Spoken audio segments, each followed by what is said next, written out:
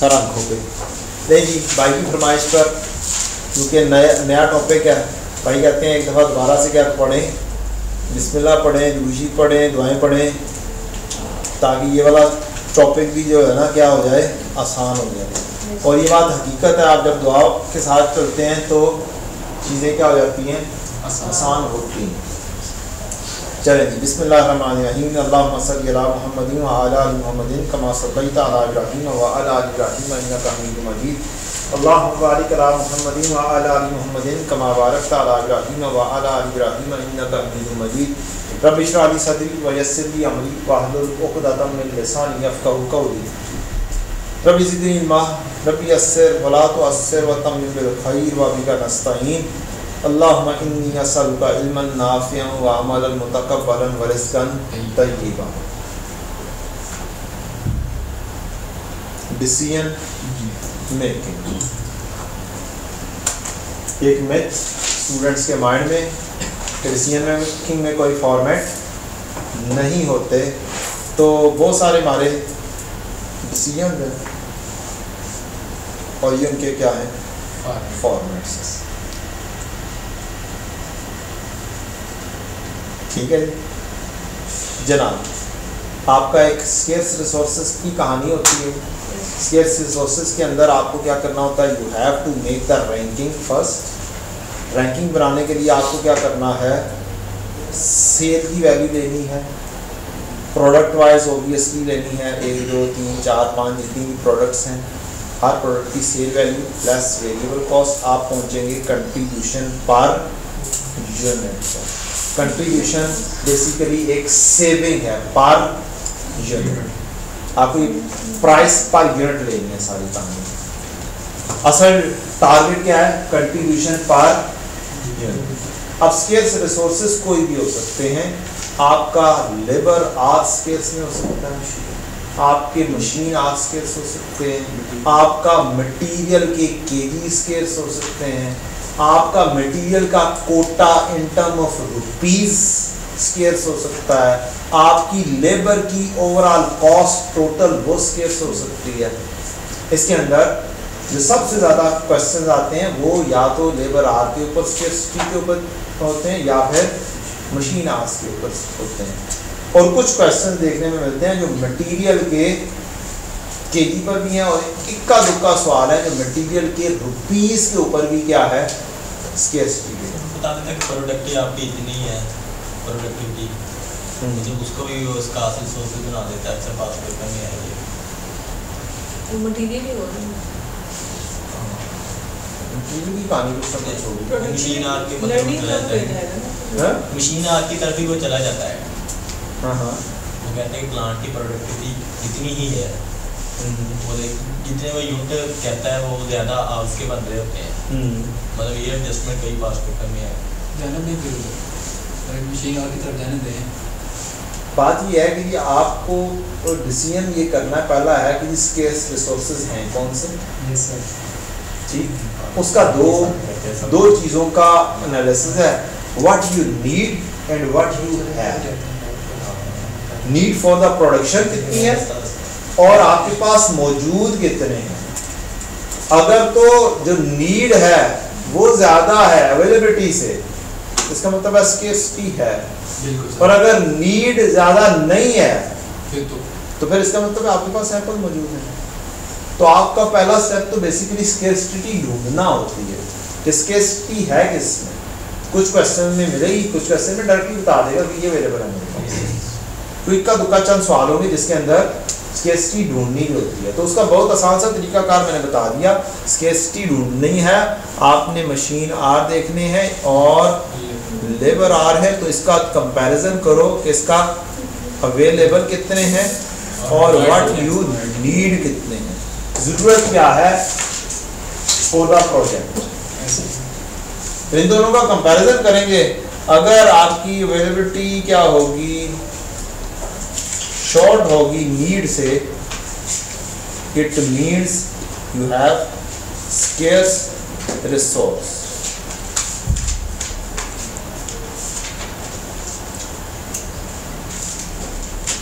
ठीक, इसका मतलब है कि आपके रिसोर्सेज आपके पास अवेलेबल नहीं।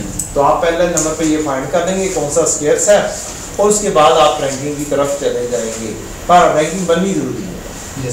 स्केर्सिटी जहाँ पर भी आ जाएगी रैंकिंग बनेगी। तो पहले कौन सा बनाए, दूसरा नंबर पे कौन सा बनाए। सेल में से वेरिएबल कॉस्ट ऑफ प्रोडक्शन,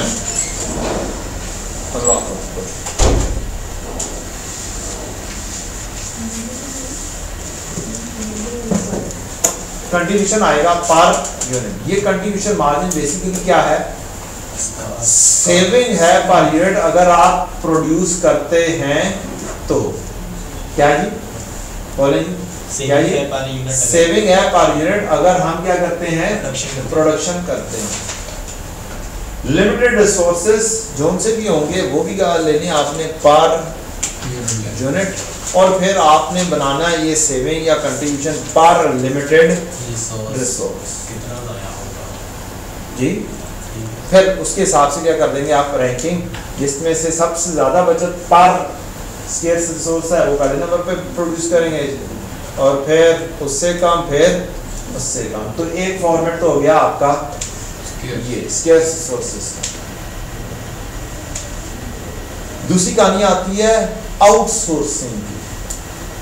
उसमें भी आपके पास रिसोर्सेज स्केर्स है और आप डिसीजन करना चाह रहे हैं यार मैं ये वाली प्रोडक्ट बाहर ना दे दूं या खुद बना दूं, या सारी प्रोडक्ट्स अब आपके पास ओपन ऑफर है, ओपन चॉइस है कि कौन सी आप बनाओ कौन सी खरीदो। तो अगर ऐसी सिचुएशन है तो फिर अब आप क्या करते हैं, अब आपका तरीकाकार थोड़ा सा फर्क हो जाता है। Outsourcing with limited resources format यही है। अब आप कंपैरिजन करते हो बाइंग कॉस्ट का, बाहर से खरीदो तो कितने की पड़ेगी, yes, sir. और इंटरनली बनाओ वेरिएबल कॉस्ट ऑफ प्रोडक्शन करो तो फिर क्या बनेगी। अब मैं एक अमाउंट अज्यूम करता हूं या दो अमाउंट से अज्यूम करता हूं।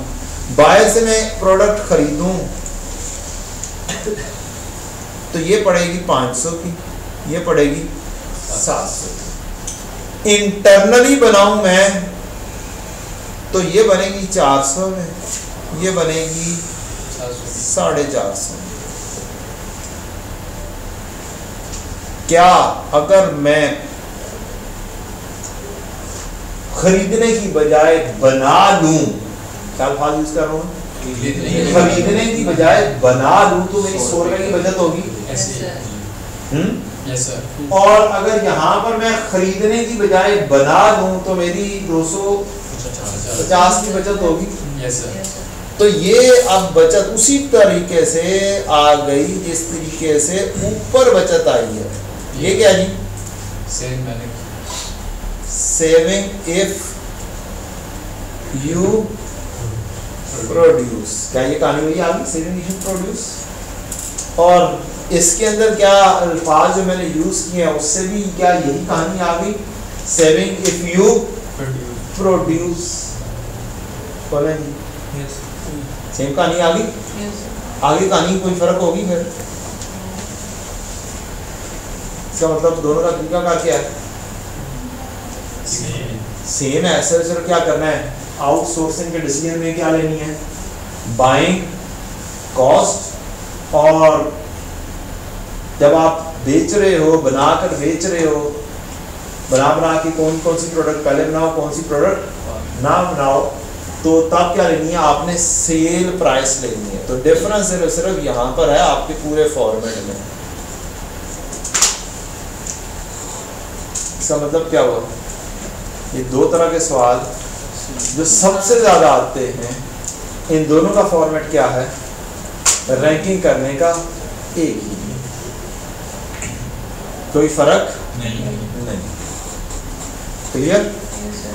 तो ये क्या होगी हमारी कहानी, एक ये दो कहानियां हमारी एक साथ से साइड पर होती हैं।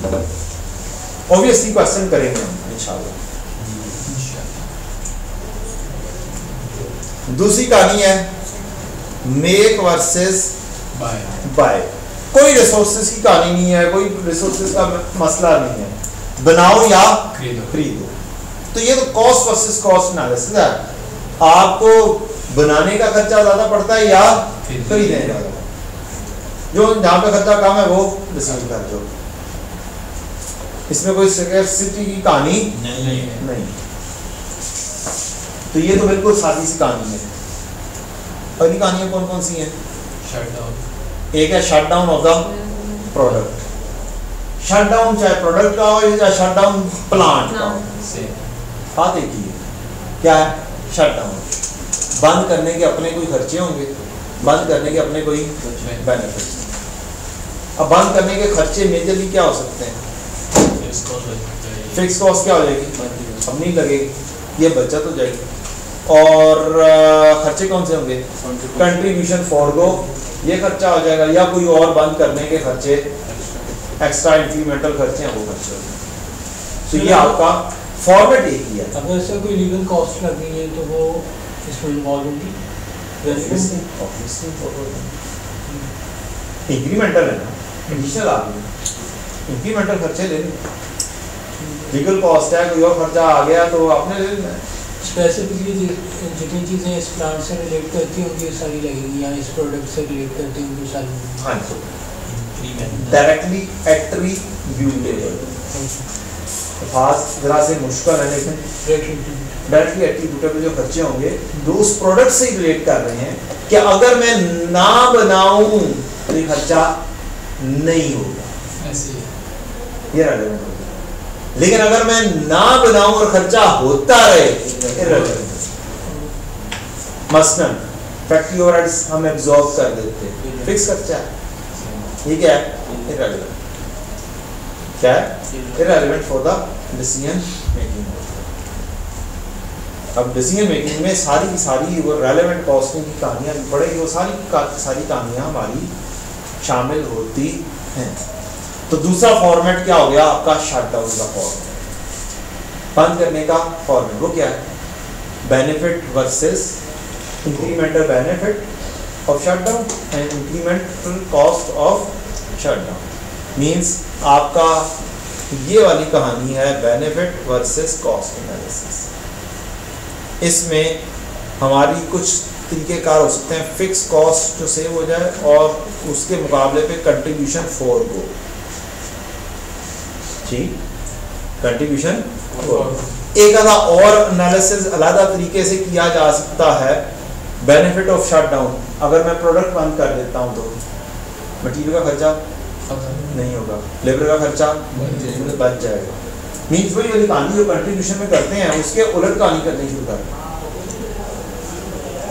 सेल होना बंद हो जाएगी। ये आप इसका मतलब खर्चा है, कॉस्ट है, बंद करने का अपॉर्चुनिटी कॉस्ट के सेल नहीं होगी। अल्टरनेटिवली जस्ट क्या है?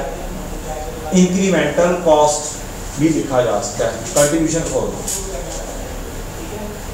ठीक, तो ऐसे भी कुछ क्वेश्चन में आंसर किया जा सकता है कि रॉ मटेरियल बचत हो जाए, लेबर की बचत हो जाए, अदर ओवरहेड्स की बचत हो जाए, फिक्स कॉस्ट जो सेव हो सकती हुई हो वो बचत हो जाए, जो सेल फॉरगो करे वो आपका खर्चा हो जाए। मेजर भी सवाल इस तरीके से सॉल्व हो जाएगा। क्वेश्चन है वो एक ही वाले तरीके से हो रहा है। हाँ, वो इस तरीके से हो रहा है।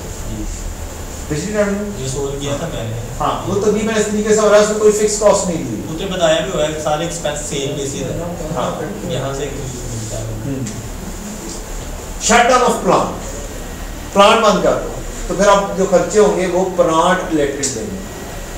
और ये शॉर्ट टर्म में बंद करने की कहानी है, परमानेंट बंद करने की कहानी नहीं है। बस कोई साल एक के लिए बंद करके रख दो, बाद में दोबारा से हम ओपन कर लें। तो इसके अंदर क्या है? इसके अंदर भी वही वाली कहानी है, कंट्रीब्यूशन आप फॉरगो कर रहे हैं, जो प्रोडक्ट बना रहे हैं वो छोड़नी पड़ेगी। और हो सकता है आपको fix cost with respect to the plant क्या हो जाएगी, कुछ सेव हो जाएगी। कुछ अदर खर्चे भी आ सकते हैं इंक्रीमेंटल, तो वो हम दे देंगे। तो ये जो शट डाउन वाला है उसमें दो जो तरीके आ रहे हैं वो इसमें डिफरेंस क्या है? उसमें भी सेविंग हो रही है? तकरीबन वही कहानी है, तकरीबन वही कहानी है। मसलन मैं इसी कहानी को कन्वर्ट कर दूं इसके अंदर तो ये खत्म हो जाएगी कहानी। सेल में से वेरिएबल कॉस्ट लेस कर दूंगा तो क्या हो जाएगा? कंट्रीब्यूशन फॉरगो हो जाएगा। कंट्रीब्यूशन फॉरगो लिख दूं, बस फिक्स कॉस्ट नहीं भी है तो सारी कहानी से कंट्रीब्यूशन फॉरगो के ऊपर आ जाएगी।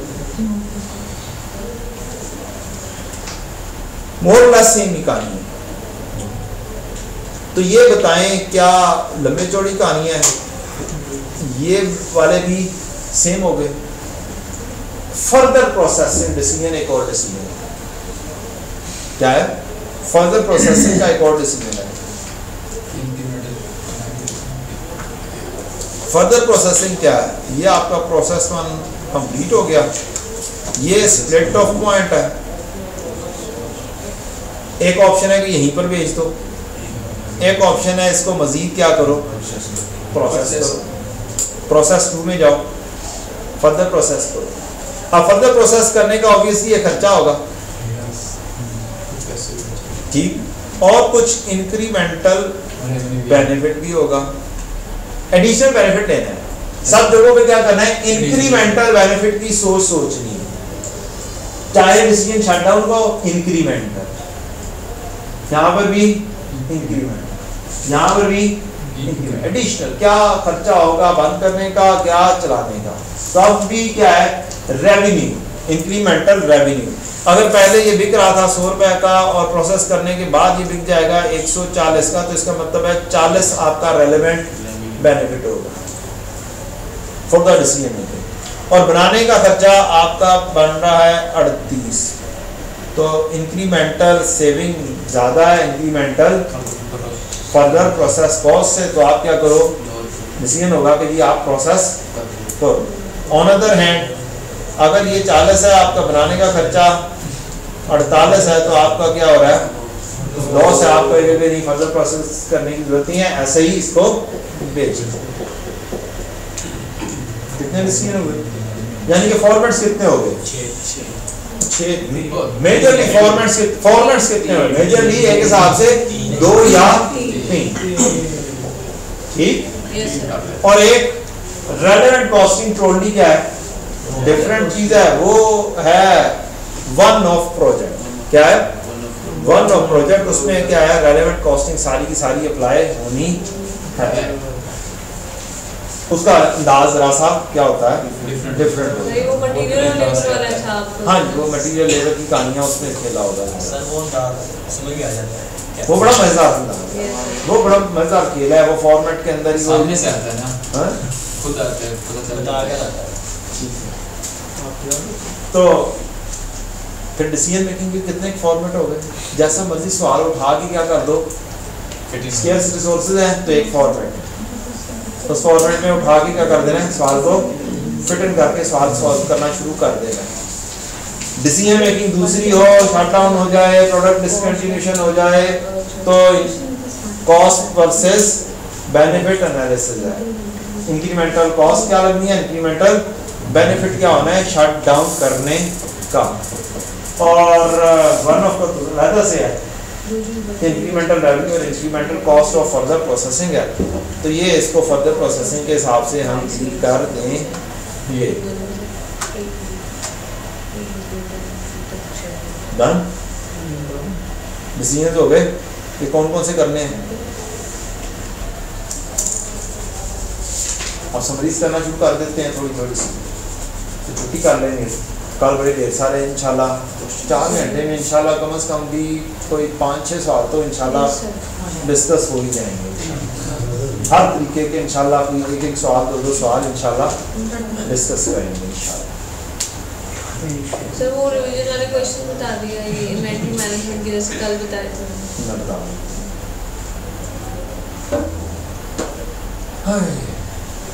पानी पी लेगा, नहीं मैं दरमियान में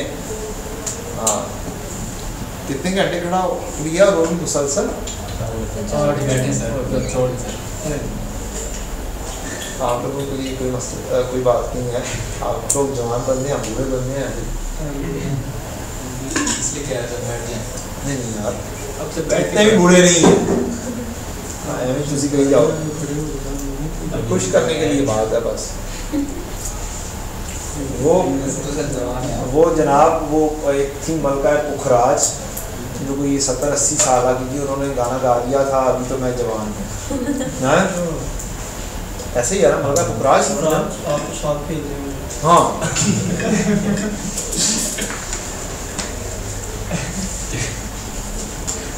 जनाब मैं साथ खेलता था।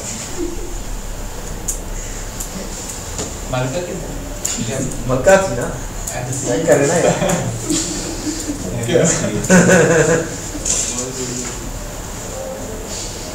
ले जनाब रेलेवेंट कॉस्टिंग की तरफ बढ़ते हैं। हाँ हाँ यार दूसरी रास्ते पैर रखता तुसी।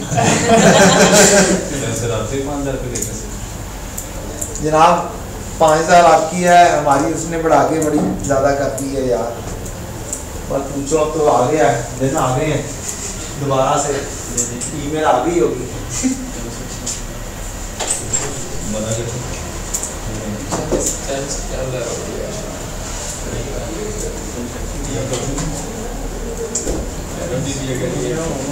परेशान होते हैं।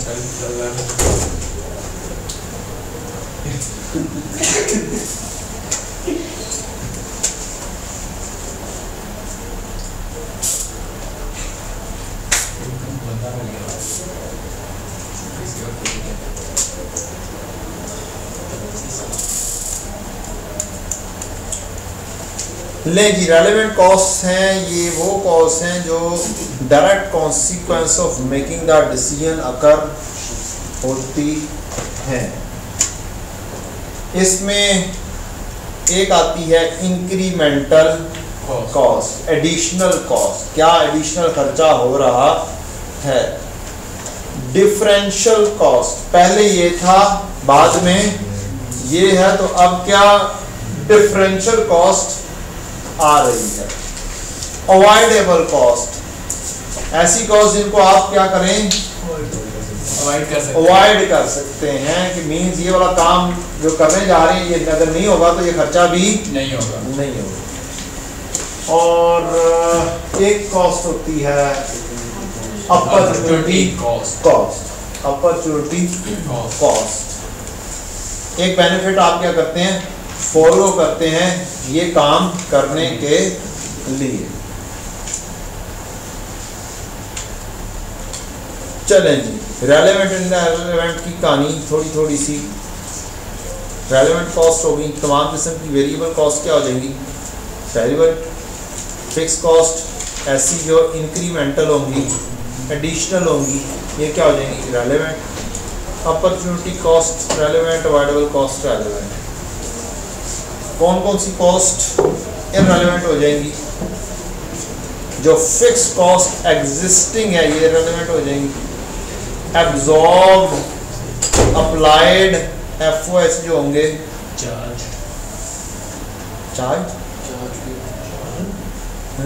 मतलब ये अप्लाइड के साथ ही बढ़ लिया। अच्छा यार ये ले यार चार्ज और ठीक है। एग्जिस्टिंग कॉस्ट, पास्ट कॉस्ट, डूबी हुई कॉस्ट, ये सम कॉस्ट, ये क्या होंगी पास्ट कॉस्ट, सम कॉस्ट कौन सी होती है? पहले से कॉन्ट्रैक्ट किए होते हैं, जैसे ये इसका कॉन्ट्रैक्ट किया होता है कि वो पहले से मटेरियल नहीं चल रही है, 6 महीने ना रही। ठीक है, पहले से ही खर्चे किए हुए हैं, एग्री किया हुआ है, तो ये क्या होती है सम कॉस्ट।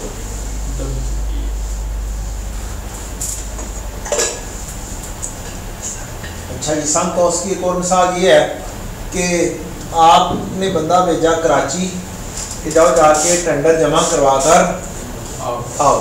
अब वो टेंडर मिले या ना मिले वो खर्चा हो चुका है, वो वाला खर्चा बाद में टेंडर मिल गया हमें, फिर भी वो क्या हो चुकी है, वो टेंडर की कॉस्ट में शामिल नहीं होगी, वो irrelevant for the decision making. Committed cost, पहले से आपने कमिट कर ली हुई है कोई कॉस्ट, जैसे लीज वगैरह की कहानी है की बात की गई, तो इसको क्या बोल देते हैं कमिटेड कॉस्ट, मैं पैसे पे करूँगा। अनअवॉइडेबल कॉस्ट, ऑनरस कॉन्ट्रैक्ट के कॉस्ट, या ऑनरस कॉन्ट्रैक्ट कौन सा हो सकता है लॉस वाला, क्या है पहले से ही आपने एक चीज़ एग्री कर लिया, या आपने पैसे देने ही देने हैं, ये और ये तकरीबन मिलती जुलती चीज़ें हैं। कमिटेड हो गई, ऑनरस हो गया, और पास्ट या सम कॉस्ट हो गई। ले जी, मटेरियल की कहानी, मटेरियल की कहानियाँ आप लोगों ने शायद ग्राफ किसी और तरीके से पढ़ा होगा, यस सर, बिल्कुल। अभी आपने ऐसे ही पढ़ा था, मतलब उसकी ये डिफिकल्ट काम है। हाँ? वो टेबल वो जरा था वो जरा ऐसे ऐसे करके निशान मार के बनाए होंगे मैंने जरा। जी पहला सवाल, क्या मटेरियल स्टॉक में है या नहीं है? अगर मटेरियल स्टॉक में नहीं है तो इसका मतलब है आपको खरीदना पड़ेगा। बिल्कुल सर। खरीदेंगे तो जितने में मिलेगा वो रेलेवेंट कॉस्ट हो जाएगी। Relevant cost, replacement cost, purchase price, current purchase price, future की परचेज प्राइस, ये क्या हो जाएगी? Relevant cost. फ्यूचर की परचेज, फ्यूचर भी खरीदोगे ना, वो करंट ही लगा लो यार। Current market. हाँ, प्रोजेक्टेड प्राइस कह रहे हैं। मटेरियल आपके पास स्टॉक में है, अब सवाल आएगा क्या ये वाला मटेरियल स्टॉक में तो है, क्या ये रेगुलर यूज का है या रेगुलर यूज का नहीं? अगर तो ये रेगुलर यूज का है, क्या है? रेगुलर यूज का है, तो वंस अगेन परचेज प्राइस क्या है? वही वाली purchase price, current price, future price, replacement cost, ये आ जाएगी। तो दो एक्सट्रीम के ऊपर एक ही चीज आ रही है। एक्सट्रीम के अंदर क्या है? मटेरियल स्टॉक में है जी, है क्या रेगुलर यूज का है जी, रेगुलर यूज का है। इसका मतलब है कि उसकी रूटीन की बाइंग चल रही है, और ये रूटीन की बाइंग जो चल रही है ये दूसरे प्रोजेक्ट्स के पहले से खरीदा हुआ है। अब ये नया प्रोजेक्ट करना है, उसके लिए नया खरीदना है। आप ये तसव्वुर करेंगे और क्या करेंगे कि जो नया मिलेगा वही यूज होगा। डन? अब कहानी आती है ग्राफ के अंदर के मटेरियल रेगुलर यूज का नहीं। अगर रेगुलर यूज का नहीं है तो फिर क्या करना है? फिर दो ऑप्शन होंगे, क्या इसका कोई अल्टरनेट यूज है या कोई इसका अल्टरनेट यूज नहीं है इस प्रोजेक्ट के अलावा। Any alter use in addition to this project, जो आप करने जा रहे हैं, जिसकी आपने डिसीजन मेकिंग करनी है, जिसकी रेलेवेंट कॉस्टिंग करनी है, इस प्रोजेक्ट के अलावा कोई और अल्टरनेट यूज है? अगर नहीं है तो क्या कर सकते हो? बस बेच के पैसे हासिल कर सकते हो। अब अगर आप बेच के पैसे हासिल नहीं करते, इस प्रोजेक्ट में लगाते हो, तो इसका मतलब आपने एक अपॉर्चुनिटी फॉरगो की। और अपॉर्चुनिटी फॉरगो क्या किया आपने? बेचा नहीं। तो ये आपकी बेसिकली जो स्क्रैप वैल्यू है, रेलेवेंट कॉस्ट जो है, ये आपकी बनती है असल में क्या है? ये अपॉर्चुनिटी आपने फॉरगो की है ऑफ सेल करना। तो स्क्रैप वैल्यू, अब आपके पास ऑप्शन और कोई नहीं है, कोई अल्टरनेट यूज नहीं है, बस आपके पास एक यूज है कि आप इसको क्या कर दो? डिस्पोज ऑफ कर दो। ठीक, यस सर। यहाँ पर एक और चीज भी आ सकती है, अपॉर्चुनिटी बेनिफिट भी हो सकता है कॉस्ट के अलावा। अगर आपका मटेरियल है, मौजूद है, कोई उसका अल्टरनेट यूज नहीं है, अब वो डेंजरस है। अब आपको, या फिर उसका खर्चा इतना ज्यादा है उसको डिस्पोज ऑफ करने का, हासिल कुछ थोड़ा बहुत होगा, बेचने का खर्चा उसका ज्यादा है, तो फिर वो जो आपने बेचने का खर्चा नहीं किया वो क्या हो गया? बचत हो गई। तो ये सेविंग भी आ सकती है। यहाँ पर क्या आ सकती है?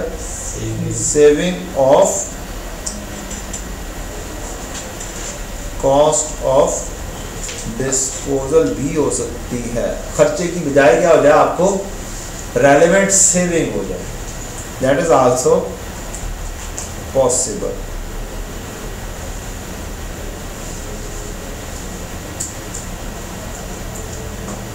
आपका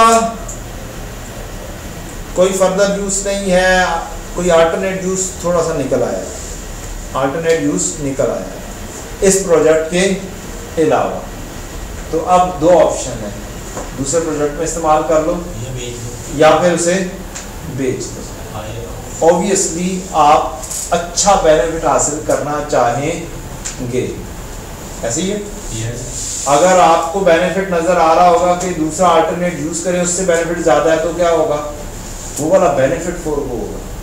और अगर आपको नज़र आ रहा हो कि स्क्रैप वैल्यू उसकी ज़्यादा है, दूसरी साइड से बेनिफिट क्या मिलना है, कम मिलना है, तो फिर आप क्या कर रहे होगे, फोरगो वो वाला बेनिफिट, स्क्रैप वाला बेनिफिट फोरगो कर रहे होगे। तो आपको क्या करना है, higher of contribution loss and scrap value करना है। तो ये हो गई मटीरियल की कहानियाँ, ये तो सारों को याद होती है, नॉर्मली याद होती है। Relevant cost of labour, labour normally permanent भी हो सकती है, टेम्परेरी भी हो सकती है, तकरीबन कहानी सेम है। लेबर सैलरी पर है और हमारे पास मौजूद है, आर्ली बेसिस पे काम कर रही है। अगर सैलरी पर भी है तो हम इसको नंबर ऑफ आवर्स में क्या कर सकते हैं, कन्वर्ट कर सकते हैं। एक बंदा कितने घंटे काम करता है एक दिन में, 8 घंटे नॉर्मली काम करता है। तो और ज़रब क्या कर दें से 25-26 दिन आपके एक महीने के हैं, तो क्या हो जाएगा आपका एक महीने का एक बंदे का आवर्स आ जाएंगे, उसी सैलरी से डिवाइड कर दें तो क्या हो जाएगा, आर्ली रेट भी आ जाएगा। कितना आया, 200 लेबर आवर्स, लाहौर लिखा गया।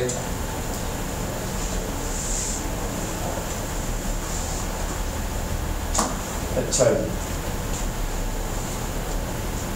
अब अगर बंदा काम कर रहा है, ये उसका टाइम है, 8 में से 6 घंटे वो काम कर रहा है, 2 घंटे वो क्या है,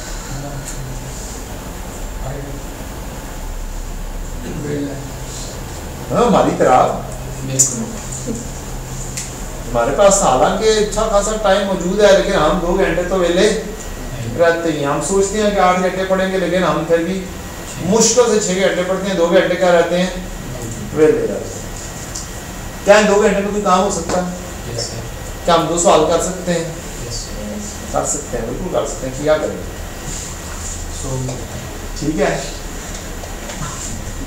अब अगर इनके पास आइडल टाइम अवेलेबल है, पूरे 8 घंटे में 2 घंटे क्या है, अवेलेबल है। अब 2 सिचुएशन हो सकती है।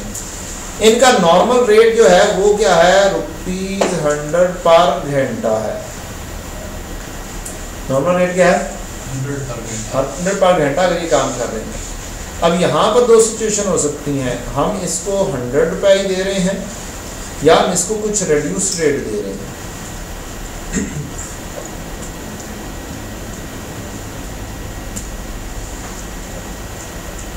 अगर हम 100 ही दे रहे हैं और इनसे ये 2 घंटे हमने इस प्रोजेक्ट में यूटिलाइज करवा लिए हैं, तो फिर इसका मतलब इस प्रोजेक्ट के अंदर कोई खर्चा नहीं, वो तो देना ही देना था, वो एग्जिस्टिंग खर्चा होना ही होना है, वो तो दे ही रहे हैं। संक है, कमिटेड है, जो उनसे मर्जी अल्फाज यूज कर रहे हैं, अनअवॉइडेबल है, ठीक है, वो होना ही होना है। लिहाजा हमने वो अगर वो घंटे यूज कर लिए तो वो इसका खर्चा नहीं है, रेलेवेंट कॉस्ट नहीं पड़ेगा। ऑन अदर हैंड अगर हमें ये 2 घंटे यूज कर रहे हैं और अगर हम 80 रुपए दे रहे थे तो फिर क्या हुआ, एडिशन कितने देना पड़ेंगे, 20 देने पड़ेंगे। वो 20 इस 2 घंटों से क्या होंगे, मल्टीप्लाई होंगे, और वो खर्चा हमारा हमें इस प्रोजेक्ट की वजह से वो रेलेवेंट हो गया। ठीक, तो ये 2 चीजें हैं।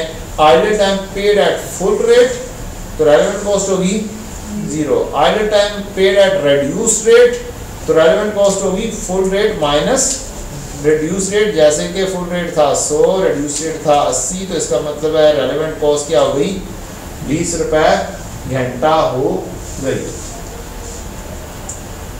Done. Next, idle time spare मौजूद नहीं, these people are fully occupied, jam packed, 8 hour labor hour worked पे जैम पैक्ड है, 8 के 8 घंटे कोई काम मजीद नहीं कर सकता। हाँ, एक ऑप्शन है कि ये बंदे कुछ ओवर टाइम लगा लें क्या लगा लें? Over time. अगर इन बंदों से ओवर टाइम लगवा लिया तो क्या इनको जो बेसिक रेट है 100 रुपया वो पे करोगे? वो तो पे करना ही पड़ेगा। बिल्कुल सर। और उनसे इजाफी टाइम लगवाएं तो कुछ इजाफी पैसे भी देने पड़ते हैं, जिसको बोलते हैं ओवर टाइम प्रीमियम।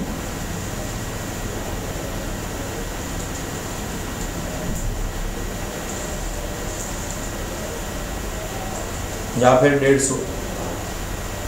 अक्सर औकात लिख देते हैं इसको टाइम एंड हाफ, या 2 टाइम्स लिखें तो 100 प्लस 100। डन। तो अब आपका रेलेवेंट खर्चा क्या हो गया? 150 रुपये। क्या हो गया? 100 पैसे प्लस ओवर टाइम प्रीमियम भी जो आप पे कर रहे हैं वो भी क्या है? आपका खर्चा ही है। 150 रुपये के हिसाब से आपका खर्चा होगा। ओवर टाइम का जो रेट बन रहा है उसमें बेसिक भी होगी, उसमें प्रीमियम भी होगा। मेरा ख्याल है इस चीज़ से आपको समझ लग गई होगी। अगर वैसे नहीं भी लगती तो इजाफी जो टाइम लगाना है उसमें जो नॉर्मल घंटे हैं वो तो देने ही देने हैं, नॉर्मल रेट तो देना ही देना है, कुछ इजाफी रेट होगा। अब जो सा भी इजाफी रेट एडिशन करके देना है वो हो जाएगा।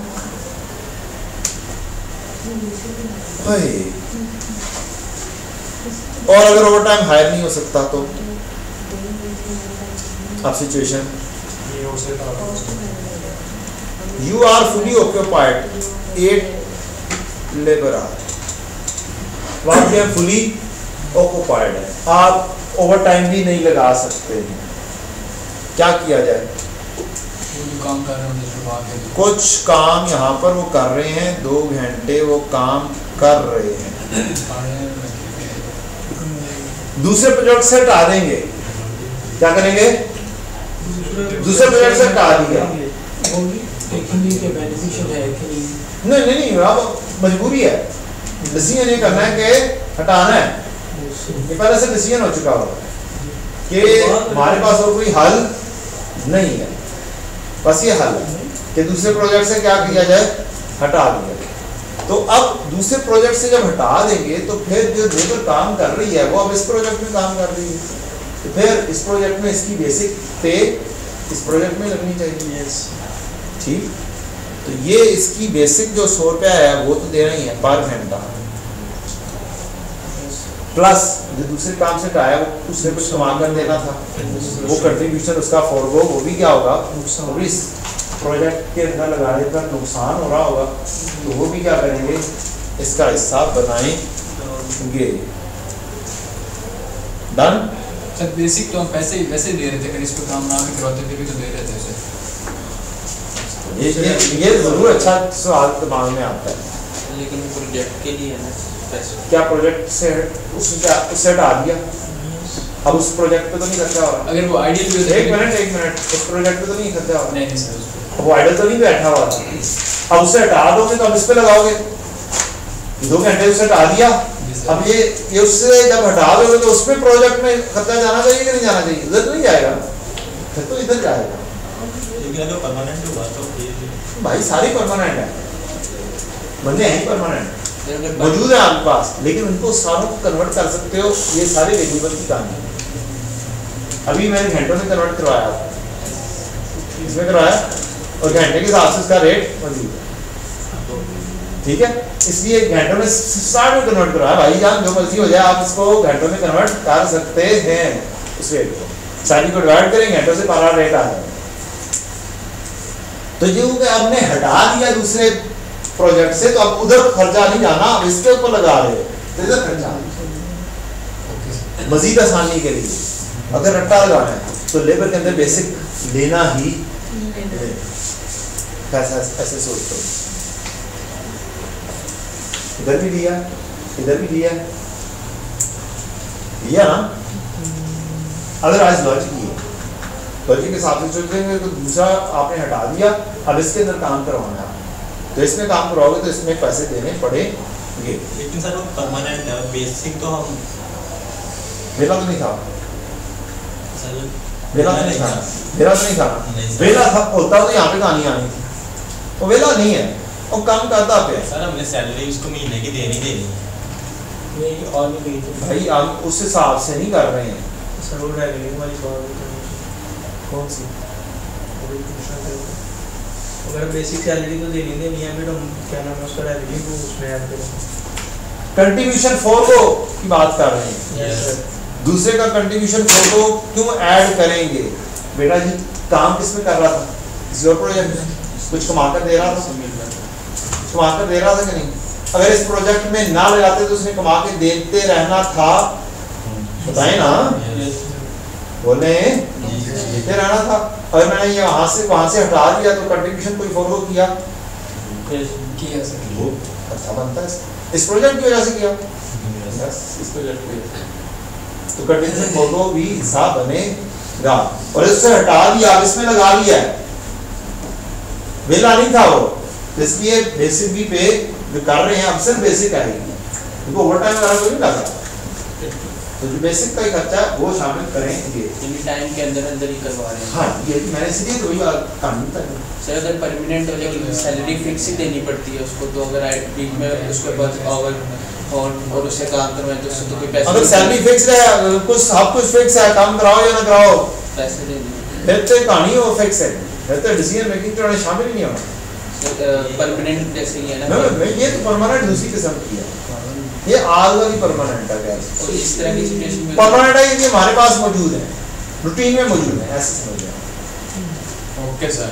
क्या है, अगर आप कहेंगे ना बस फिक्स है, कोई काम ना भी करे तो भी गुजारा चलेगा। अगर कोई एक बीच में काम है तो एक्स्ट्रा काम करवाने उसके भी पैसे ना दे तो फिर तो इरेलेवेंट हो जाएगी। एक फिक्स सैलरी देनी है उसको, मतलब सिर्फ 8 घंटे ड्यूटी और 2 घंटे फिर भी आइडल रहता है, 8 घंटे ही काम मिले, 2 घंटे का उसने फिर भी देना है। बेटा यहाँ पर फिर कहानी यहाँ पे आती है, वो वेला बैठा हुआ है, आइडल टाइम के भी पैसे देंगे, आइडल टाइम के भी पैसे देंगे। आइडल टाइम के अगर वो पैसे दे रहे हैं, अगर पैसे दे रहे हैं तो फिर क्या होगा? कोई पैसे नहीं देंगे,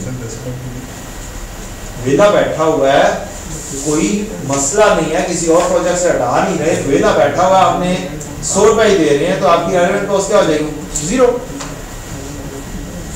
तो पहले से दे रहे हैं, वो तो पहले से दे रहे हैं, वो तो काम करवाओ या ना करवाओ वो तो दे रहे हो। फिर वो जो कहानी आपकी दिमाग में घूमी है ना यहाँ पे आएगी, वो वेला होगा फिर कहानी इधर लेकर आनी है, अगर वेला नहीं है यूटिलाइज कर रहे फिर कहानी इधर जाएगी, समझ आया। और अगर वेला बैठा हुआ तो वेले बैठने के कोई पैसे नहीं दे रहे, वेला बैठे लेकिन उससे काम करवा रहे हैं, वेला बैठे काम है कहानियां हुई ना। नहीं सर 8 घंटे ड्यूटी है ना, तो 6 घंटे में काम कर लेता, 2 घंटे में इस प्रोजेक्ट में काम फिर तो यहाँ पे कहानी आती है, फिर तो कहीं और की कहानी जाती है। 6 घंटे काम कर रहा, 2 घंटे कहने का मकसद है दोबारा तो समझ नहीं है। हाँ क्या कह रहा है?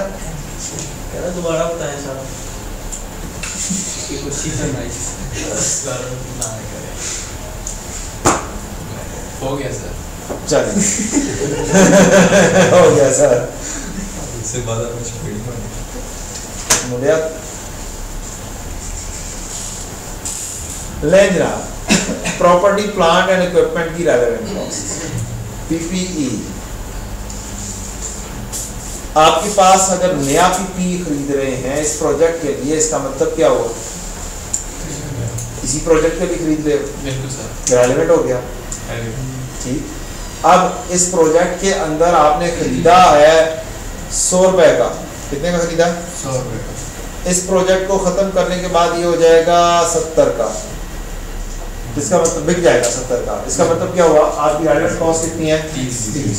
एक ऑप्शन ये आ सकती है, एक ऑप्शन आ सकती है कि तो आपने क्या किया, किसी और प्रोजेक्ट से उठा के लगा दिया, opportunity cost can be calculated as follows, total contribution for को on other jobs using the period of jobs. किसी और प्रोजेक्ट से उठा के इधर लगा दिया, इसका मतलब क्या हुआ? तो दूसरे प्रोजेक्ट में जो कमा कर दे रहा था वो फॉरगो कर दिया। अब यहाँ पे अपॉर्चुनिटी कॉस्ट आ सकती है, आपके पास मौजूद था, आपने रेंट पर दिया हुआ था, क्या दिया हुआ था? अब रेंट पर देने से हटा के इस प्रोजेक्ट में इस्तेमाल किया, इसका मतलब आपने क्या फॉरगो किया? रेंट को फॉरगो किया, तो अपॉर्चुनिटी कॉस्ट क्या हो जाएगी? ठीक, अगर नया है, सॉरी ये पुराना था, मार्केट वैल्यू पहले और बाद में, प्रोजेक्ट में इस्तेमाल करने से पहले और बाद में। अगर नया है तो जितने में खरीदा वो आपकी मार्केट वैल्यू पहले वाली आ गई, जितने में आपने खरीदा, और जो मार्केट वैल्यू बाद में होगी रेजिडुअल वैल्यू क्या है, तो वो आपकी रेलेवेंट कॉस्ट हो जाएगी। हाँ सेम चीज इधर भी, ये पहले बात, बस अभी आपने खरीदा तो वो आपने खरीदने की कॉस्ट क्या है, मार्केट वैल्यू एक हिसाब से यूज करने से पहले भी मार्केट वैल्यू होगी, खरीदने के बाद जब यूज करने के बाद में आप बेच दोगे तो भी उसकी क्या बनेगी, मार्केट वैल्यू। रेलेवेंट कॉस्ट या फिर डेप्रिसिएशन इस्तेमाल करने का, नया प्रोजेक्ट है, सॉरी नया एसेट है तो उसकी डेप्रिसिएशन आपकी क्या हो जाएगी, रेलेवेंट कॉस्ट हो जाएगी। जो उसकी सिचुएशन गिवन हो उसके हिसाब से देखना पड़ेगा, तो दो सिचुएशन दे दे तो उनमें से हायर चूज कर लेंगे। एग्जिस्टिंग प्लांट की डेप्रिसिएशन भी चार्ज करेंगे, नहीं एग्जिस्टिंग की तो चार्ज हो रही है, तो आप करें या ना करें वो डेप्रिसिएशन फिर नहीं दे सकते, वो फिक्स खर्चा है। कौन सा खर्चा है, वो फिक्स में शामिल है। ये नया खरीदा इसी प्रोजेक्ट के खरीदने के लिए लिया है, इस वजह से इसमें शामिल किया।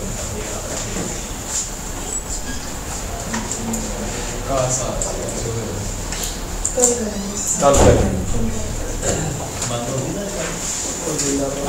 स्टार्ट हो गया 10 मिनट हमारे आइडल टाइम स्टार्ट हो गया, यशी करें नहीं जाना नहीं है। सैलरी वाला क्वेश्चन में दोबारा करने लगे जी दोबारा करें सर, वो सैलरी आप पे कर रहे हैं जी, कर दें। अगर वो पहले से पे कर रहे हैं तो वो इररिलेवेंट होगी, इसलिए नहीं है।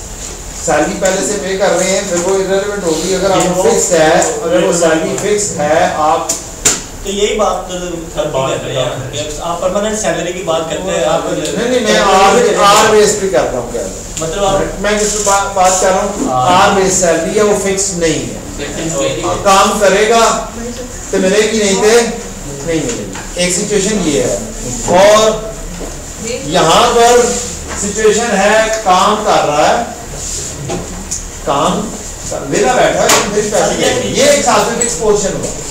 ये क्या हुआ, फिक्स पोजीशन समझ आ सारे सिर्फ उसकी बात अगले की हो रही थी, मतलब उसका रेलेवेंट है होगा ना जो कंट्रीब्यूशन फॉर कौन आएगा।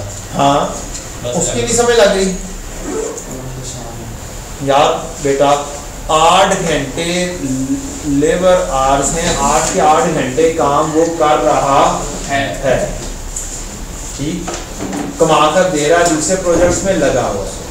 अब जब आप इसे दूसरे प्रोजेक्ट से हटाते हो तो क्या करते हो, इसकी भी दो कंडीशन है ना, फिर अगर वो परमानेंट है तो फिर अकेला फोरमोन आएगा कंट्रीब्यूशन, अगर वो टेम्पोररी है तो फिर वो ये आपकी बेसिक भी आएगी और फोरमोन भी आएगा। सर वो सर थोड़ा सा चेंज कर दिया है, ये परमानेंट चेंज है, इसमें टेंशन नहीं लेनी है, नहीं आता। और क्या मुझे दिखाओ तो बुक में किधर लिखा हुआ है यार, किसी मैं रिलेट कर दूंगा इंशाल्लाह। नो सर रिलेट हो जाएगा।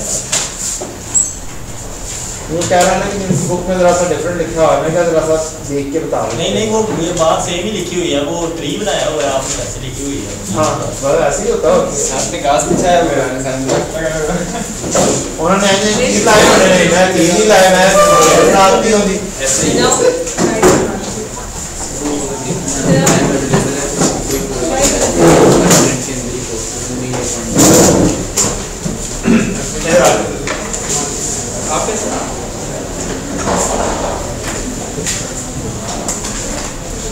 ये वाली कहानी